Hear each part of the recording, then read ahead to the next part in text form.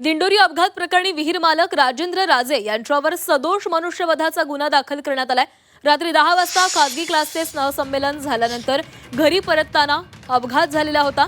Cement कॉन्क्रीटचा colony रस्त्याला लागूनच विहीर आहे। रस्ता संपतो आणि 3 फुटावर रस्त्याच्या समोरच विहीर असल्यानं कार थेट विहिरीमध्ये पडून अपघात झाला।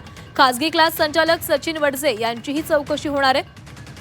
स्नेहसंमेलन घेण्याची परवानगी होती का याबाबत देखील चौकशी केली जाईल।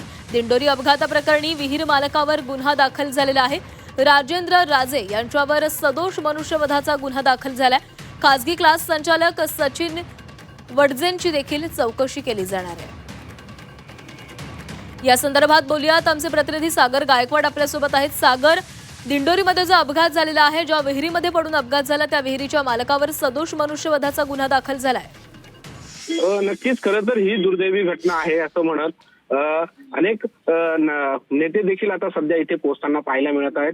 मात्र जी विहीर आहे ती ज्या कारण चहूबाजूला रस्ता आहे आणि मध्ये ही विहीर आहे, या विहिरीमध्ये आजूबाजूला कठडं लावणं किंवा सुरक्षा होईल यासाठी काहीतरी लावणं महत्वाचं होतं। मात्र याची काळजी जी आहे ती या विहिरीच्या मालकाने घेतलेली नाहीये आणि त्यामुळे ही जी घटना घडलेली आहे, ही घटना विहिरी जर याची काळजी जर विहिरी मालकाने घेतली असती तर कदाचित ही दुर्दैवी घटना घडली नसती।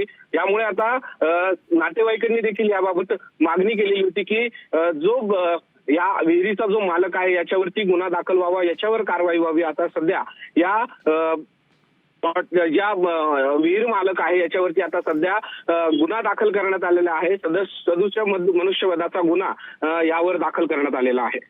नक्की सागर, धन्यवाद दिलेल्या माहितीसाठी।